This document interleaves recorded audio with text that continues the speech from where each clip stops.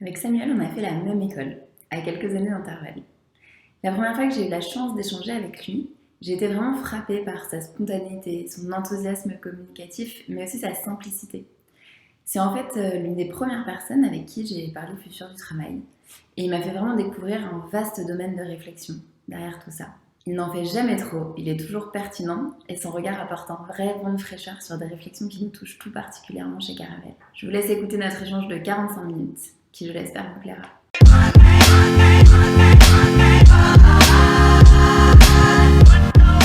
L'idée, ce que j'avais envie d'aborder avec toi, c'était une rapide partie, un peu de présentation sur toi, sur les projets que tu as pu mener, et ensuite sur le futur du travail, donc à la fois un peu comme notion, et bien sûr tous les impacts que ça peut avoir sur nos modes de vie, sur la suite, et indirectement sur la retraite. C'est trop bien, mais t'as raison. Et en vrai, hyper chaud pour réfléchir avec toi à la retraite. Bon, on verra, je vais pas te dire ce que je pense. J'ai pas réfléchi énormément sur le sujet, mais je pense qu'il y a pas mal de trucs à raconter. Je pense que j'ai une vision qui représente quand même, pas forcément celle de ma génération, mais celle de plein de gens. Et à mon avis, c'est la même que Laetitia tout à l'heure, et que d'autres en fait, mais c'est pas forcément ma génération, mais qui du coup ne sont pas ce qu'on attend d'une retraite, ce qu'on imagine en tout cas. Et dans les débats actuels des réformes des retraites, sont vraiment très loin encore de ce qui va pouvoir être voté un de ces quatre. Ouais, c'est clair. Pourquoi tu dis pas de ta génération? Mais parce que moi, j'ai plein de potes qui pensent faire carrière encore, vraiment, et avoir une retraite. J'ai plein de potes qui se disent que c'est cool de partir en vacances que l'été, d'attendre d'avoir 65 ans pour partir à la retraite, et qui ont envie d'avoir le petit bob et le petit canne à pêche pour aller pêcher, et en gros d'être oisif quoi, à la retraite, ou de se dire, ah bah, c'est bon, j'aurais gagné de l'argent, j'aurais détruit la planète, je pourrais compenser tout ça, m'engager dans les assos, et tout comme ça, tu vois. Et, Ok. euh, et qui reproduit, et qui du coup là, à mon âge, à nos âges, se disent, le premier truc à faire, c'est me mettre à l'abri, gagner beaucoup d'argent et mettre des noms sérieux sur le CV, parce qu'on ne sait jamais ce qui peut se passer, tu vois. Dans une logique de sécurité avant tout. Et donc, dans une logique de se dire, on travaille et on profitera plus tard. Et parce que du coup, ils souffrent tellement maintenant, en tout cas, ils ne sont pas épanouis dans ce qu'ils font, que du coup, forcément, il y aura un besoin de se dire j'ai mérité de me détendre, j'ai mérité de me reposer, j'ai mérité d'être oisif, j'ai mérité en gros qu'on me paye ma vie quand même. Parce que j'ai cotisé pendant X années et que c'est heureusement qu'on me paye ma vie. Quoi. Et donc, en fait, j'ai l'impression que. Alors, j'ai des potes qui sont plutôt là-dedans aussi, mais j'ai pas l'impression que toute notre génération soit dans cette optique de se dire on va vers des temps de retraite qui sont à droite à gauche. Hein. Du coup, oui, ce que j'allais te demander, c'est sur donc toi, voilà, la vision de ta génération, ou en tout cas d'une grande partie de tes potes, c'est ça. C'est vrai que quand on s'intéresse un peu à tout ce qui se passe, ça paraît presque absurde. Mais du coup, toi, ta vision, ce serait laquelle? Je pense qu'elle va encore évoluer, mais là, aujourd'hui, moi, à 25 ans, je pense pas du tout à la retraite comme étant un moment dans lequel je vais être oisif, comme étant un moment dans lequel je vais arrêter de travailler, arrêter d'être actif, arrêter de gagner de l'argent. Et je vois plutôt... En fait, déjà, j'aime bien ce que je fais au quotidien. J'ai la chance de m'éclater un petit peu et d'avoir un rythme qui déjà est pas traditionnel. Alors, j'ai des horaires plutôt traditionnels sur les journées. Je travaille pas au milieu de la nuit, hein, je fais pas n'importe quoi. Par contre, ça m'arrive de pas du tout travailler certains jours de semaine, de travailler le week-end. Je prends des vacances un peu partout, tout le temps, sans en prendre forcément l'été, mais plutôt à d'autres moments. Et quand j'en prends l'été, c'est plutôt des rythmes où là je ralentis, où je bosse 2-3 heures par jour. Et donc il y a un rythme qui est déjà pas conventionnel.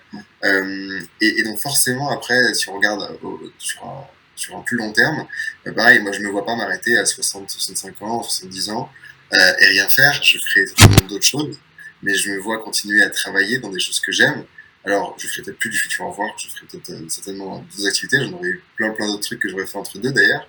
Euh, mais je me vois continuer à travailler sous des formes différentes et plutôt m'arrêter, ce qu'on appelle la retraite, qui sont en fait des moments oisifs où tu te dis que tu as cotisé, donc tu as de l'argent de côté globalement qui tombe tous les mois en échange d'une absence de travail à un instant T, va se dire que ces moments-là, plutôt que de les prendre quand je serai vieux et certainement moins en forme qu'aujourd'hui, je préfère les prendre dès maintenant et en se disant que cet argent, bah, il tombe pas avec mes caisses de retraite auxquelles je cotise, mais ils tombent avec l'argent que je facture là maintenant, aujourd'hui, et qui me permettra demain d'aller skier, tu vois, ou ils tombent avec des placements financiers dès maintenant.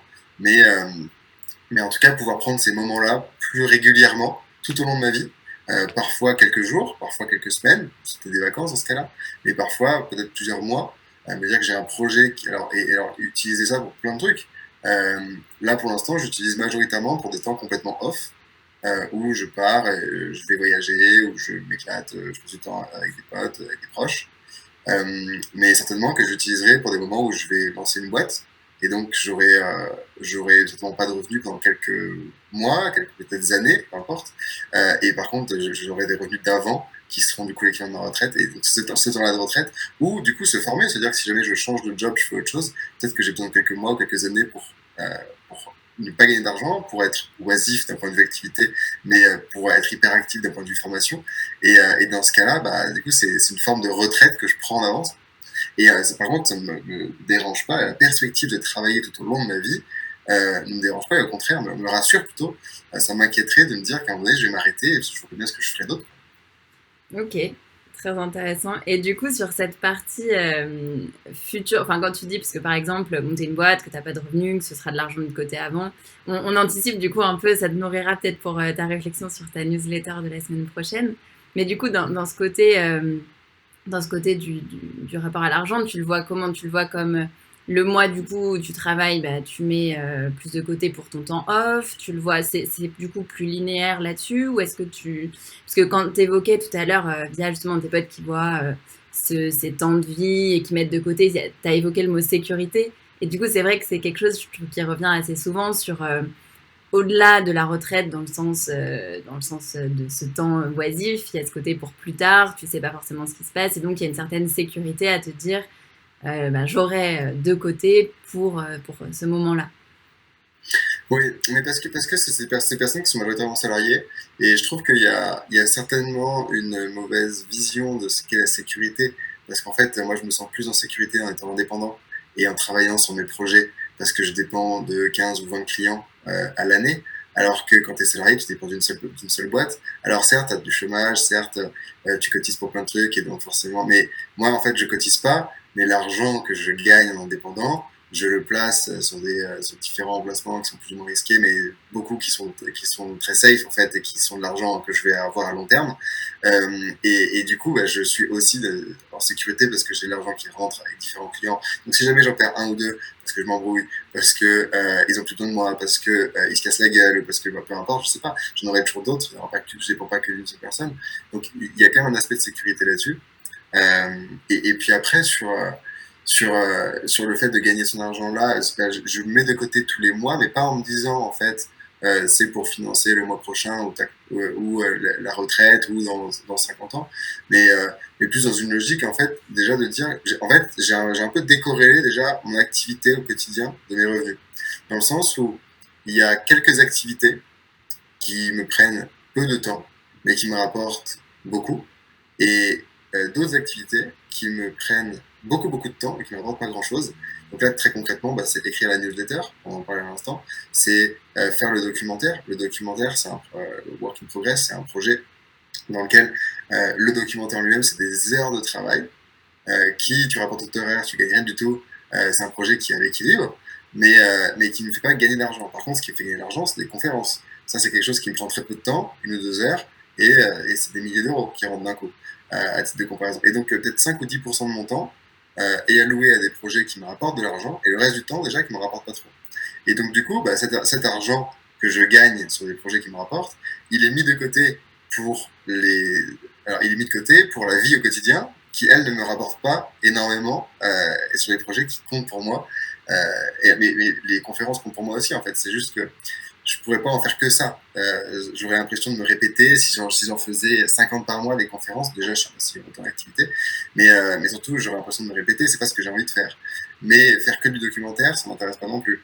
Mm. Ce qui est intéressant, c'est l'équilibre entre les deux, l'un qui nourrit l'autre. Et j'ai la chance d'avoir cette activité où l'un permet de nourrir l'autre financièrement aussi.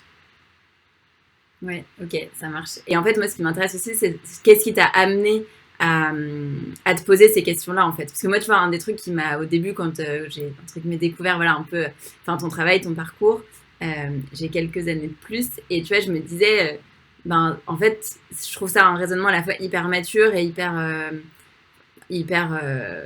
comment dire, en avance, entre Imagine. guillemets. Enfin, tu vois, non, plutôt sur le côté, bah, moi, j'ai fait Grenoble comme toi, et tu vois, je me rappelle en école, en fait, jamais, tu vois, même à ce moment-là, je pensais pas monter une boîte un jour. Enfin, j'étais vraiment dans le truc, voilà, on fait des assos, c'est ma vie étudiante, sympa, je fais un stage, je découvre le monde de l'entreprise. Bon, il y a des trucs que j'aime, des trucs que j'aime moins, mais.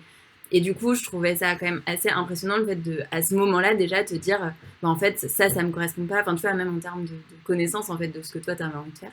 Et du coup, voilà, ça m'intéresserait d'avoir un peu ce côté, la genèse de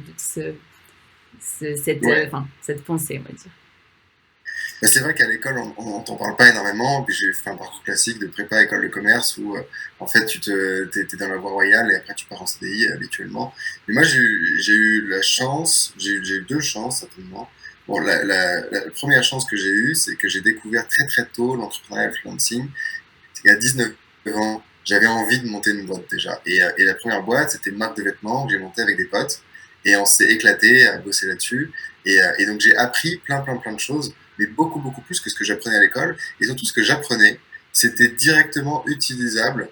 C'était des compétences que je pouvais directement utiliser en tant qu'indépendant aussi. Donc en parallèle de monter cette première boîte. Et c'était rigolo, tu vois, c'était une marque de vêtements, c'était vraiment un délire entre potes. Mais j'ai appris à gérer Instagram, c'était le début de la vente avec influence, tu vois. Donc, à faire un peu de Facebook Ads à l'époque, mais surtout beaucoup d'influence marketing, à vendre dans des pop-up aussi, à faire du sourcing, enfin, à faire des beaux emails, tu vois. J'avais 19 ans, donc j'allais voir des mecs qui avaient des magasins depuis des années, enfin, des usines aussi, enfin, c'était rigolo. J'ai appris plein de trucs, et tout ça, je pouvais le vendre en tant qu'indépendant pour des clients. Et donc, ce que j'apprenais, 2 mois plus tard, je le mettais en œuvre pour quelqu'un. Et donc, j'ai découvert très tôt le plaisir d'être libre, déjà de choisir ses clients, parce que très rapidement, au bout de quelques mois, je pouvais choisir les clients parce que j'avais pas besoin d'énormément d'argent. D'ailleurs, j'étais étudiant.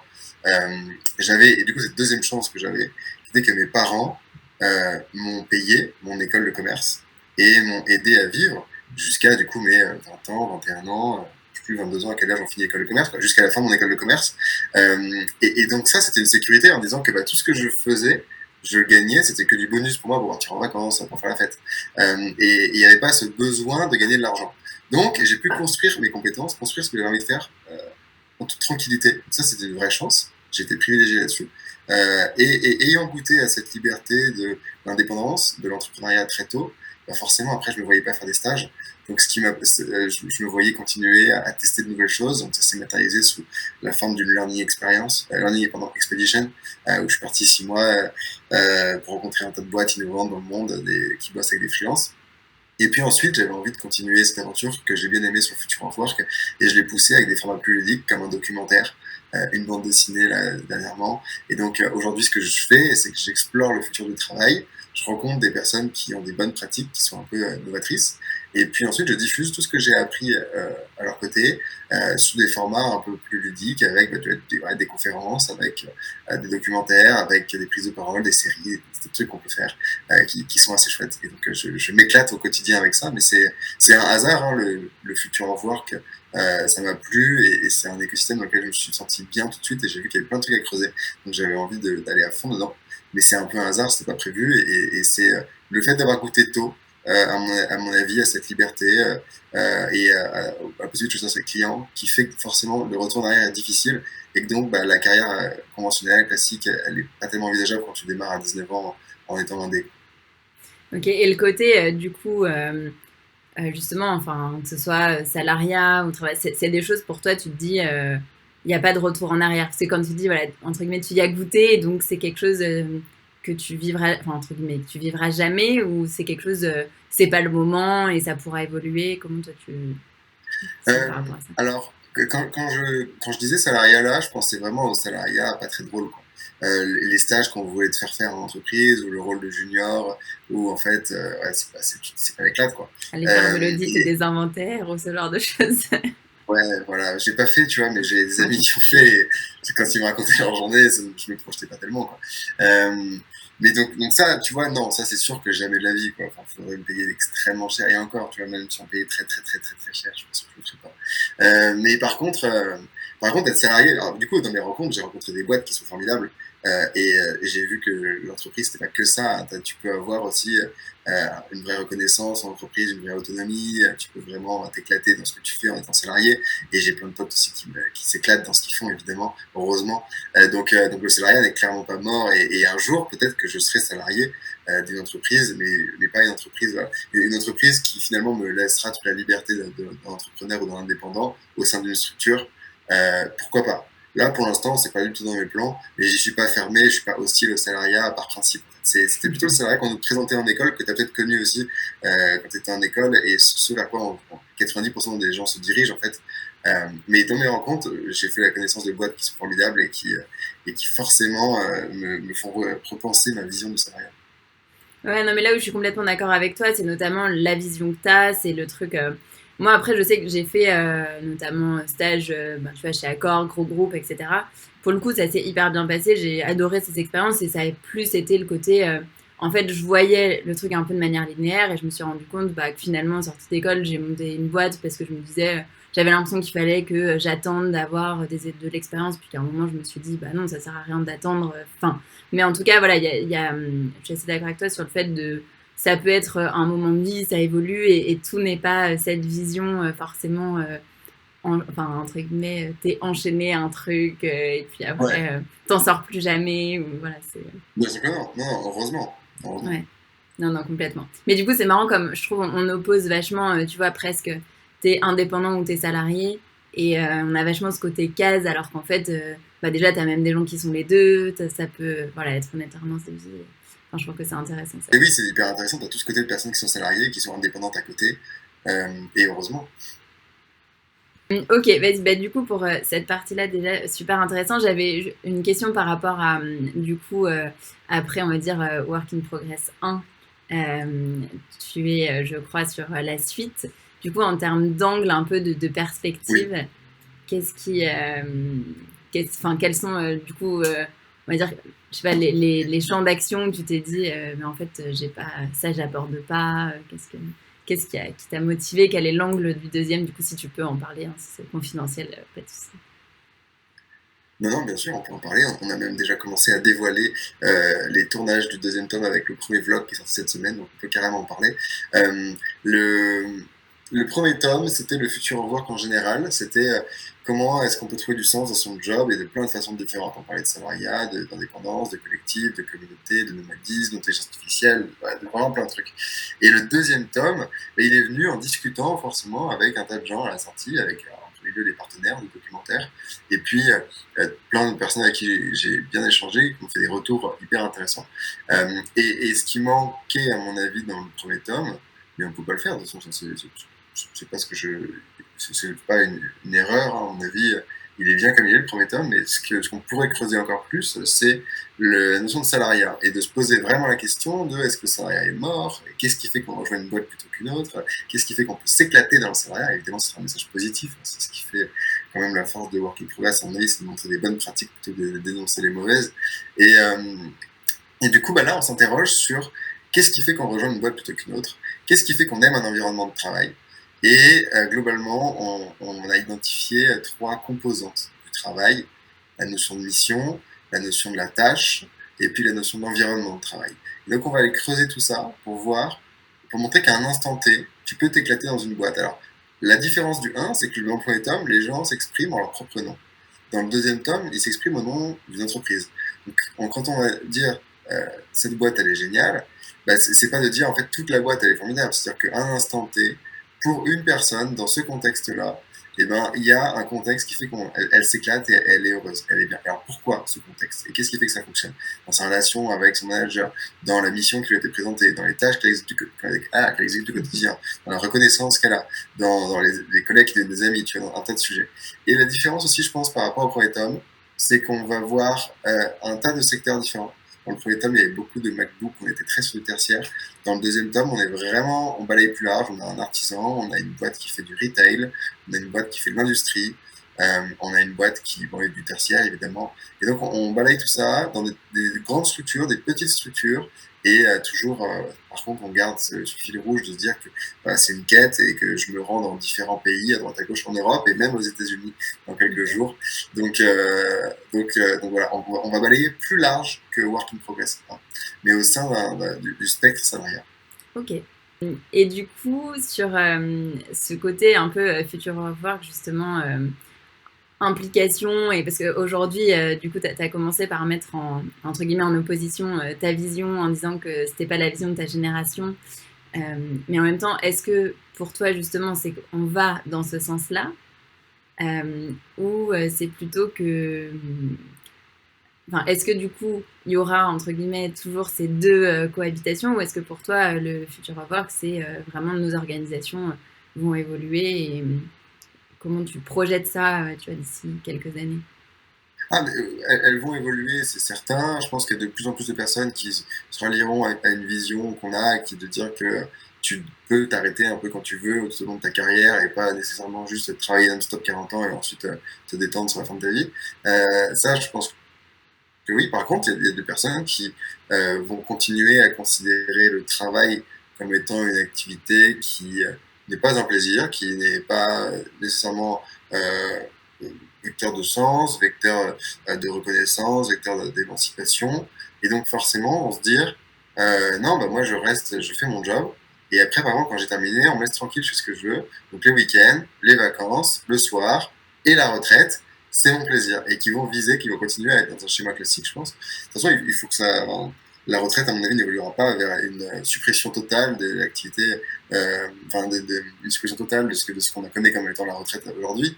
Mais, mais on a forcément de plus en plus de personnes qui vont se joindre à notre vision. Et les deux vont cohabiter, c'est sûr. Parce que quand je vois la façon dont certaines personnes, beaucoup de personnes encore, considèrent leur travail aujourd'hui et ne s'imaginent même pas la possibilité d'avoir un job qu'elles aiment bien et d'être beaucoup plus flexibles dans leur organisation, pas seulement sur la vie, mais sur les semaines, sur les mois, sur l'année, à mon avis, il va falloir garder un cursus plus conventionnel.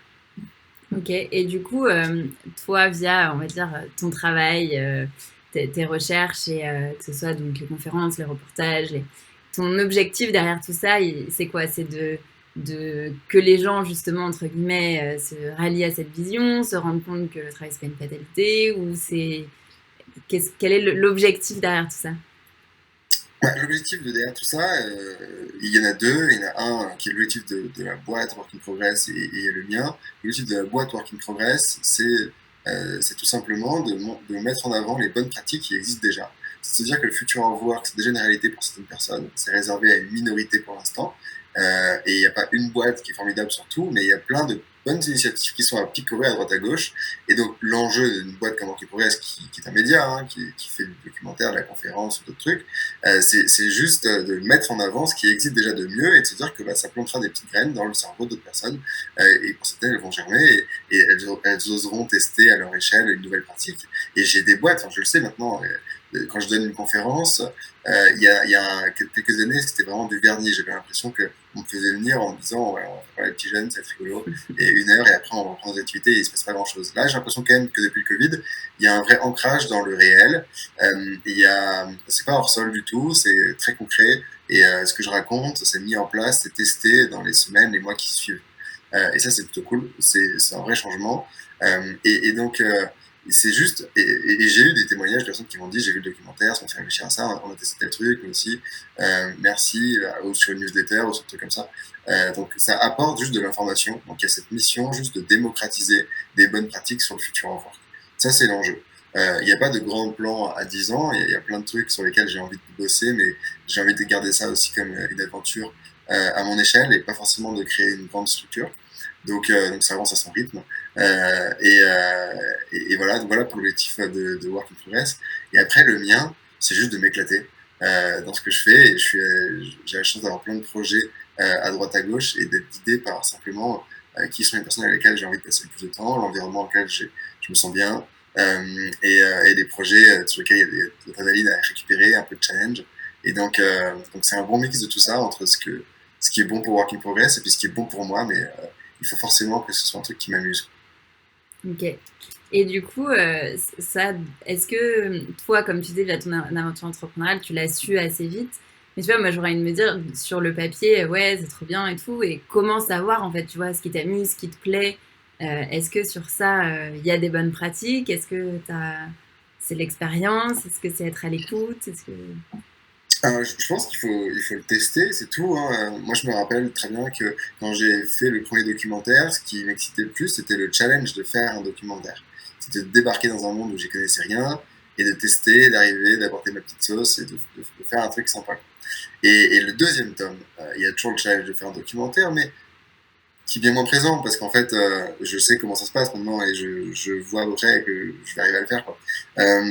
Par contre, ce qui me fait bien plus plaisir dans le deuxième tome, c'est que je sais vers quoi je vais. Je sais que je me projette à passer tant de temps avec l'équipe de production, tant de temps avec les partenaires, tant de temps avec les speakers. Et que ça, c'est les environnements dans lesquels je me sens bien, de discuter, de me marrer, de rencontrer, d'avoir des discussions passionnantes au travail. Et donc forcément, ça m'amène dans un environnement, dans une façon de passer mes journées qui me plaît bien. Donc tout ça, faut le tester. Mais globalement, se dire, voilà, je suis moi-même. Je pense que la clé numéro un, en fait, c'est d'être soi-même, de ne pas porter de masque, de se dire que quand on va bosser, on est à 100% la personne qu'on est aussi le week-end.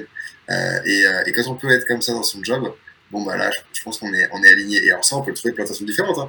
Je le fais dans le futur work, mais je pourrais le faire dans plein d'autres trucs. C'est pas lié forcément à Work in Progress, hein. Et certainement que le fil de ma carrière, je fais plein d'autres trucs. Et le seul truc qui restera commun à toutes ces aventures, ça restera le fait de s'amuser et de passer des bons moments. Ok.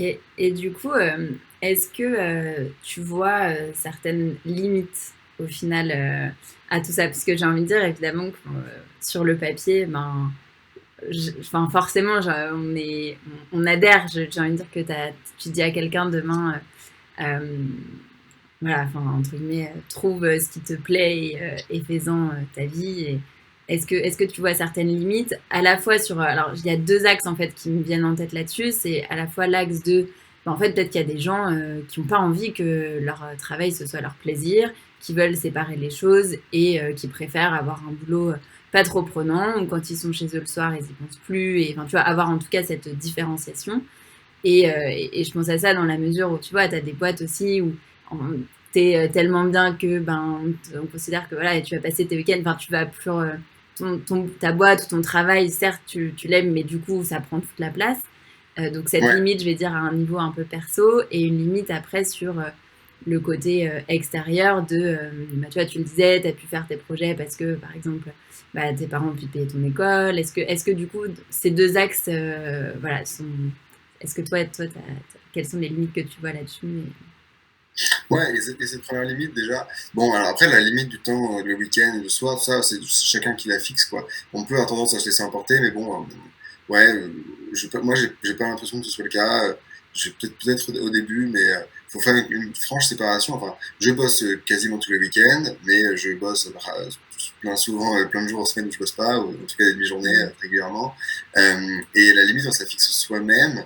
Faut juste séparer, pas forcément le pro du perso, parce que tout est lié, mais beaucoup plus par contre des temps d'activité différentes où tu travailles pas et tu passes du temps avec des proches, tu passes du temps pour toi tout seul, tu fais d'autres trucs qui sont pas du travail, mais en même temps, tu vois, je sais pas, quand je lis ce bouquin, je sais pas si c'est en train de, si c'est du boulot pour échanger, enfin, pour préparer ma newsletter à venir ou si c'est du plaisir, quoi.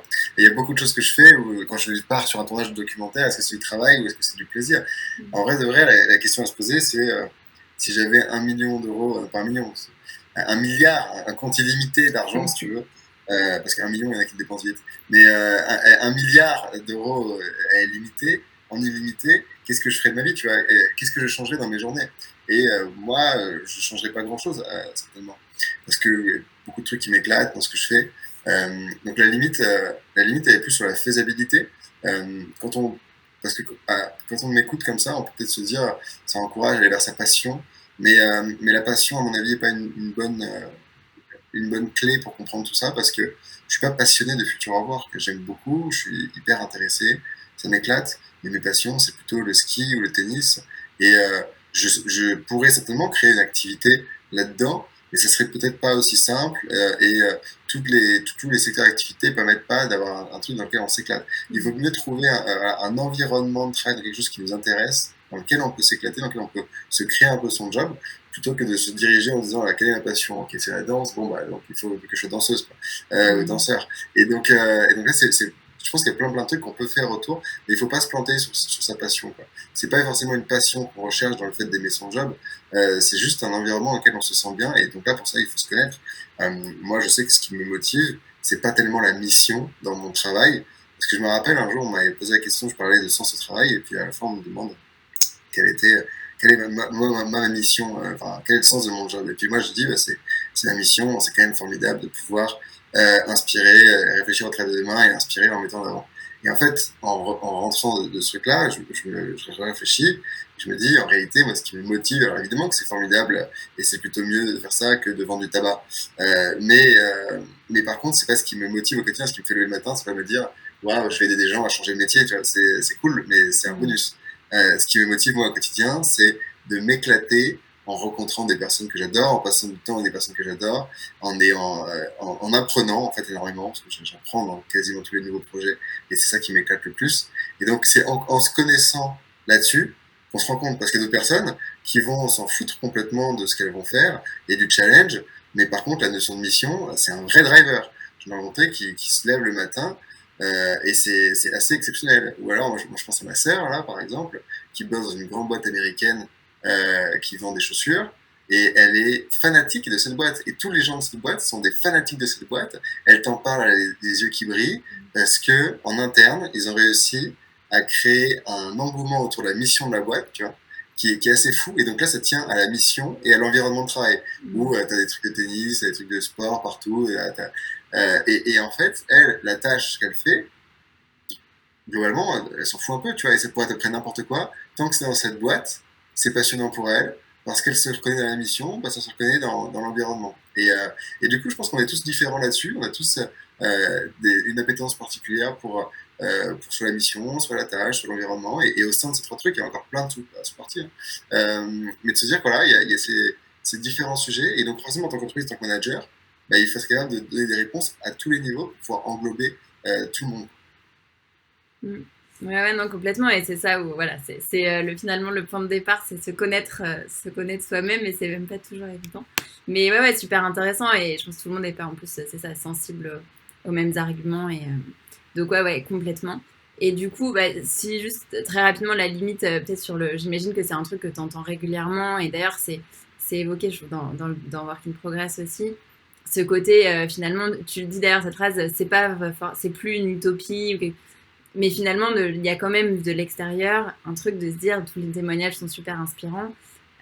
Mais est-ce que vraiment n'importe qui peut du jour au lendemain se dire ben ouais, j'ai envie de vivre, pas forcément comme tu dis de ma passion, mais de quelque chose qui m'intéresse. Voilà, quel est le poids de l'environnement, et qu'est-ce qui fait que c'est plus une utopie? Bah, je crois qu'il y a forcément déjà. Alors, je pense que oui, c'est possible pour absolument tout le monde. Ce qui est le principal frein, c'est généralement des barrières mentales. Vraiment. Et moi, je pense à des personnes qui ont suivi les mêmes cursus que moi. Hein, enfin, tu as vu, on a fait la même école, on est des milliers à sortir d'école de commerce chaque année, et des milliers à détester ce qu'on fait dans notre job. Donc il y a toutes ces parties.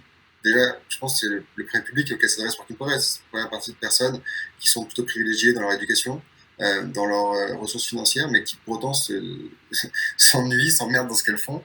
Et donc je pense que déjà là-dessus, oui, c'est clairement ouvert à toutes ces personnes-là. Après, il y a des personnes qui n'ont pas eu la chance de s'ouvrir à autant de sujets, de connaître autant de pratiques, de faire ces études-là, d'accéder à ces réseaux. Et là, je crois quand même encore que la démocratisation de ce qu'on a vu dans le documentaire avec la passion économie, le fait de pouvoir être créateur, de pouvoir lancer une activité quand même avec très peu de ressources. Et on en voit des personnes qui lancent des activités avec pas grand-chose, un compte Instagram, une newsletter, des trucs comme ça, qui sont complètement gratuites, et qui cartonnent ensuite des créateurs de contenu. Je pense que ça s'est démocratisé. C'est toujours pas réservé à absolument tout le monde, mais ça se démocratise de plus en plus. En tout cas, le future work est de plus en plus inclusif de ce côté-là. Là où avant on comptait sur les diplômes pour une sélection d'un job, bah là, on compte sur les compétences. Et les compétences, elles peuvent s'acquérir gratuitement sur Internet, sur un tas de sujets, pour un socle de base déjà. Et puis ensuite, on peut quand même aller à des niveaux assez poussés avec des tas de boîtes qui ont des formations, même jusque de l'alternance, qui sont gratuites ou très peu chères en ligne. Et donc forcément, il n'y a pas besoin de payer 10 000 balles l'école de commerce par an. Donc ça revient quand même à s'endetter pour arriver à rentrer dans des réseaux. Je trouve que Futur Au revoir, qui va dans une démarche qui est directement beaucoup plus inclusive, parce que ouverte et fondée sur les compétences plus que sur le statut. Et ça, c'est un point. Mais on n'y est pas tout de suite, parce qu'il y a plein de jobs sur lesquels il y a de la pénibilité, il y a plein de personnes qui ne sont pas au courant du tout de toutes ces choses qui existent sur le futur au revoir. Donc c'est pour ça qu'il y a un rôle d'éducation avec les podcasts, les documentaires, les articles, à transmettre cette information. Et puis, dès le plus jeune âge, dès l'école, moi je suis très content là, parce que depuis la rentrée, il y a des écoles, dès le collège, qui me contactent pour diffuser le documentaire aux étudiants et montrer et débattre et leur expliquer à quoi va ressembler le travail de demain. Et leur demander est-ce que vous êtes d'accord, pas d'accord, qu'est-ce que vous en pensez, ça vous intéresse, ça vous intéresse pas. Et donc on a créé un petit guide là avec une vingtaine de questions pour guider les discussions, comme ça les profs peuvent directement le faire. Et donc on a dès le collège, dès le lycée, j'ai des profs qui directement m'écrivent et c'est trop cool. Ah ouais, bah super intéressant. Mais ok, ouais, comme tu dis, je pense que c'est en cours et ça fait partie des choses qui évoluent. Et donc c'est bien. Bah, écoute, on essaye aussi en tout cas de s'inscrire là-dedans. Et pour un peu, on va dire, boucler la boucle, je voulais revenir sur la discussion qu'on a entamée au début et tout ce qui est des questions, alors peut-être un peu plus terre à terre, mais en même temps, je trouve hyper importante, et de protection sociale, et de sécurité, d'organisation. Toi, j'ai l'impression dans ce que tu dis que tu disais que voilà, finalement, tu te sentais plus libre en tant qu'indépendant parce que tu as ce côté, tu dépends pas d'un seul client. Aujourd'hui, tu peux même potentiellement choisir les gens, les projets. Donc, tu as acquis cette liberté-là. Euh, mais du coup, tu as aussi, entre guillemets, la contrainte, je ne sais pas si c'est le bon mot, mais de te dire, c'est toi qui te gères. Tu peux compter que sur toi-même. Donc, c'est une liberté parce que tu le fais à ta façon. Mais c'est aussi une contrainte dans la mesure où voilà, personne ne va le faire pour toi.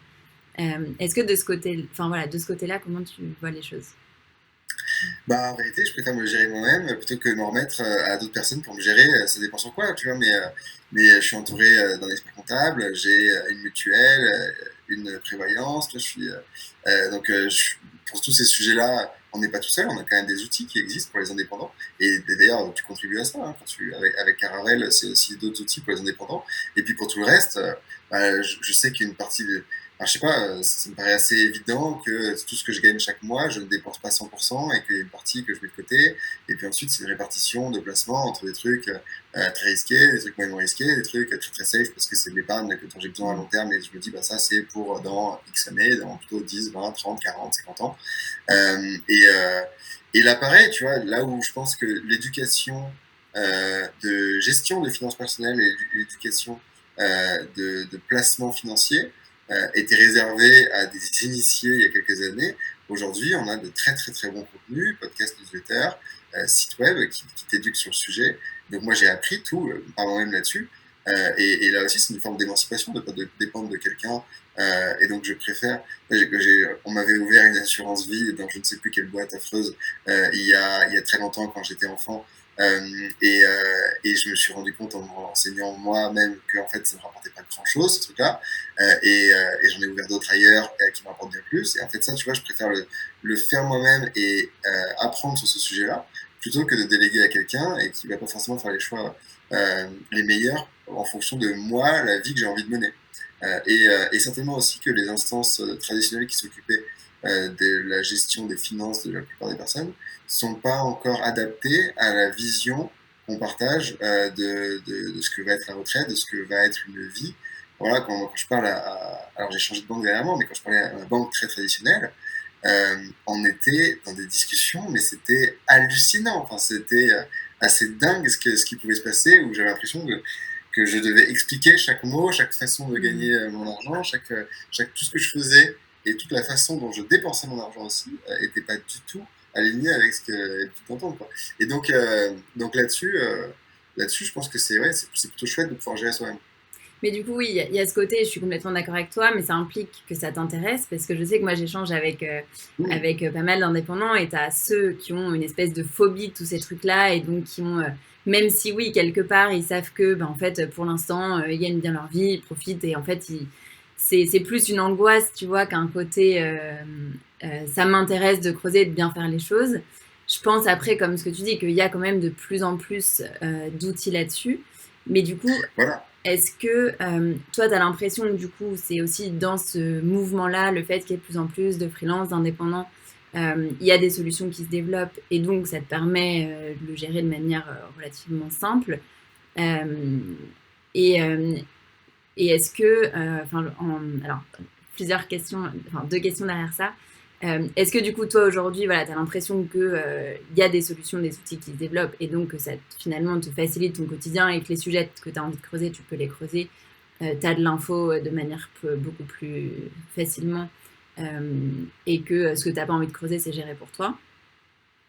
Oui, à 100%, on a tout un écosystème qui s'est développé pour les indépendants, à la fois pour la gestion du quotidien et à la fois pour des gestions beaucoup plus long terme de placement, de gestion de la carrière, des trucs comme ça. Et qui Caravelle en fait partie, mais il y en a plein d'autres pour placer ses ressources et être guidé là-dessus. Et en fait, moi, je trouve ça formidable parce que si tu n'as pas envie de t'intéresser à ces sujets-là, tu as des acteurs qui peuvent tout gérer pour toi, mais qui sont capables de comprendre ton mode de vie et ton mode de travail.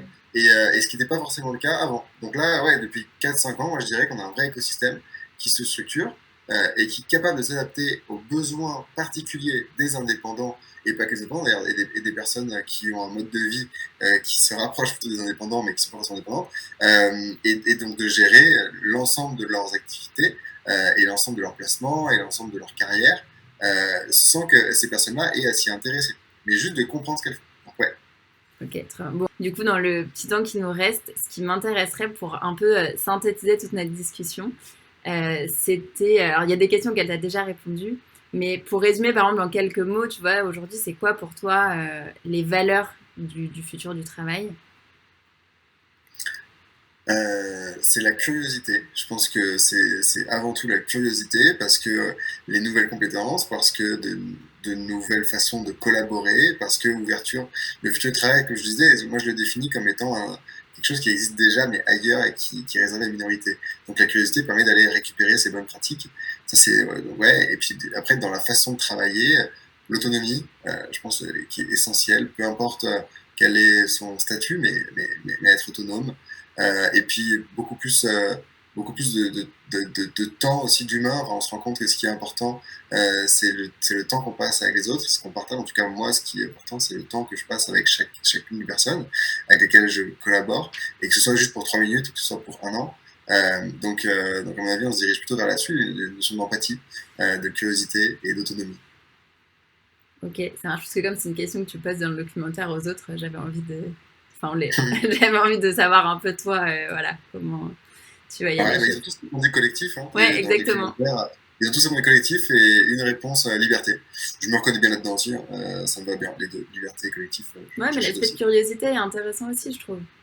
Donc, Bah ouais, moi c'est aussi l'apprentissage. En tout cas, moi, ouais. le sens de mon job, il vient de l'apprentissage. J'ai détesté l'école pendant quasiment toute ma vie parce qu'on m'a appris des trucs je voyais pas la finalité et parce que c'était mal inculqué à mon avis.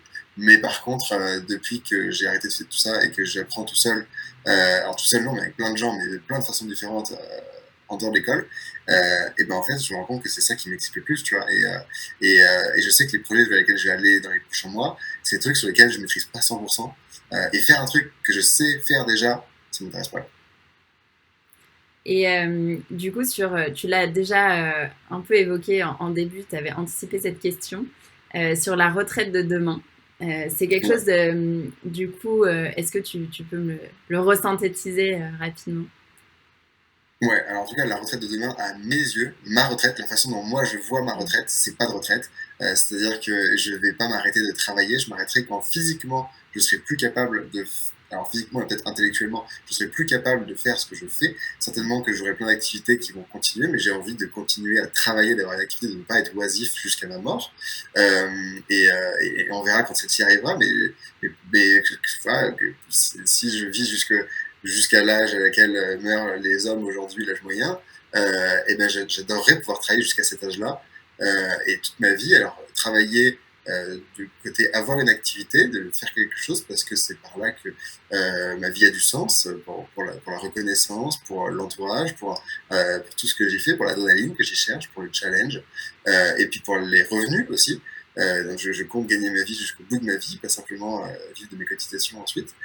Et puis par contre, ce temps de retraite de 20-30 ans qu'on a à la fin de sa vie, je compte plutôt le prendre de façon fractionnée, dès maintenant déjà, et sur du temps qui est un mélange entre des temps de formation, des temps de vacances, des temps d'arrêt tout simplement, des temps de ce que d'autres pourraient appeler, oui, des vacances ou des congés paternité, ou des temps de formation, c'est-à-dire que, ou des temps de chômage que je n'aurais pas en tant qu'indépendant, me dire qu'en fait, je peux passer du temps pour me former, passer du temps pour juste partir en vacances, mais longtemps, pas 2 semaines, partir en vacances genre 6 mois.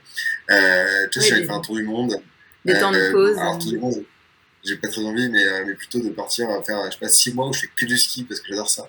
J'adorerais faire ça. Et donc, ce temps de retraite, le prendre plutôt tant que je suis encore en forme physique et intellectuelle et bien entouré, plutôt que voilà, quand je suis retraité, alors retraité, pas à quel âge, mais moins en forme en tout cas, quoi.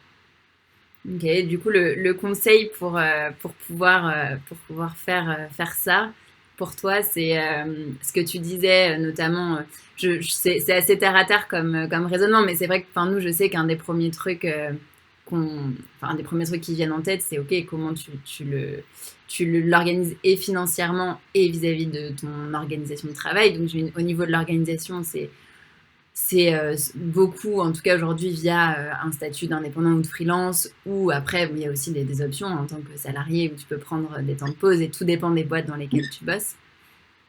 Mais du coup, et en termes donc, d'organisation et en termes du coup financiers, toi, c'est de t'intéresser à ces sujets-là, de mettre en place, tu as évoqué rapidement cet aspect de court terme, moyen terme, long terme. Parce qu'en fait, tout ce que tu as dit, moi, je vois, c'est hyper, mine de rien, en avance dans la réflexion par rapport à beaucoup de gens. Nous, on a des indépendants qui viennent vers nous en nous disant, voilà, oui, je sais qu'il faudrait que, mais je ne sais pas par où commencer, j'y connais rien. Donc, est-ce que toi, tu aurais une réponse à ça sur, en fait, déjà, comment commencer et comment s'y prendre? Bah, oui, alors, bah, le truc basique, c'est de faire exactement comme font déjà les salariés, hein, quand ils sont payés, ce qu'ils dépensent en net par rapport à ce qu'ils ont en brut, c'est parce qu'il y a une partie qui part en cotisation, c'est de l'argent qu'ils toucheront plus tard pour leur retraite. Nous, on cotise aussi, mais en tant qu'indépendant. Mais c'est de se dire que tout simplement, tu mets de côté une partie de ce que tu gagnes. Et moi, la façon dont je le fais, c'est simplement, c'est juste de décorréler mon activité de mes revenus au maximum et de se dire que le temps que je passe à travailler est pas lié et ce que je gagne d'un côté, bon, et ben, une partie dont j'ai besoin pour vivre, alors je me verse à peu près 1500 € tous les mois, et puis à la fin de l'année, alors je fais les comptes avec ma comptable, on se dit, ok, bah, il faut se verser tant, on se verse sous telle forme, bon, bah, maintenant que j'ai tant d'argent qui arrive, que je peux, après avoir payé mes impôts, mes cotisations, tout ça, voilà, j'ai mon argent, bon, bah, qu'est-ce que j'en fais? J'ai besoin de temps pour partir en vacances, j'ai besoin de temps pour vivre en plus, ok, très bien, et ben maintenant, le reste, je vais le placer. Où est-ce que je le place? Et ben alors là, j'ai 50% qui est sur des actifs très safe, j'ai 30% sur des actifs qui sont moyennement safe, et puis 20% sur des actifs qui sont extrêmement risqués. Et là-dessus, j'ai ma répartition, et je sais que tous les ans, je fais ce placement. Et je réadapte tout ce que je suis. Et puis même, certainement que d'ailleurs, je vais arrêter de le faire une fois par an et je vais certainement le lisser sur l'année. Mais c'est ouais, c'est s'y intéresser. Mais si j'avais pas envie de faire ça et de m'y intéresser moi et de faire mes placements, ma répartition, je pourrais me tourner vers des boîtes qui le font pour moi parce qu'il y en a de plus en plus. Trop bien. Est-ce que tu as, alors, dans les quelques minutes qui nous restent, deux dernières questions. La première, est-ce que du coup, tu as des ressources à partager? Enfin, toi, est-ce qu'il y a des choses que tu suis, voilà, que ce soit des newsletters, que ce soit des vidéos, des gens, qu'est-ce que... Sur quoi? Sur la gestion financière? Ouais. Alors, bah oui, alors je vais forcément faire la promotion d'une personne qu'on voit dans le documentaire, qui est Johan Lopez avec sa newsletter Snowball, et qui est certainement la personne qui démocratise le mieux en France, en tout cas celle que je connais, ces sujets-là. Et c'est très bien fait. Moi, j'ai appris énormément de lui, à la fois sur la façon d'envisager sa gestion de finances perso et des outils que j'ai découverts grâce à lui et que j'utilise et dont je suis client aujourd'hui et qui me permettent de gérer ce que je fais. Après, sur les sujets plus de protection sociale, Inde et Idrissi, avec lesquels on a fait beaucoup de webinaires dernièrement, avec la Maïf en plus, pour parler de protection sociale. Donc il y a plein de ressources et tout ce qu'elle poste, tous ses engagements avec indépendant.co, forcément le sont. Euh, Et puis voilà, je suis ce qui se passe dans le monde des crypto-monnaies, mais là, tu as aussi plein d'autres auteurs, je sais pas si on peut dire des auteurs, non, c'est pas des auteurs, mais d'autres personnes à suivre, tu vois, et donc, ouais, il y a plein de ressources à diguer. Twitter est globalement, généralement, une très très bonne matière une très bonne ressource pour trouver la matière. Ok. Et en tout cas, merci beaucoup d'avoir pris le temps d'échanger avec moi. Eh ben, avec plaisir.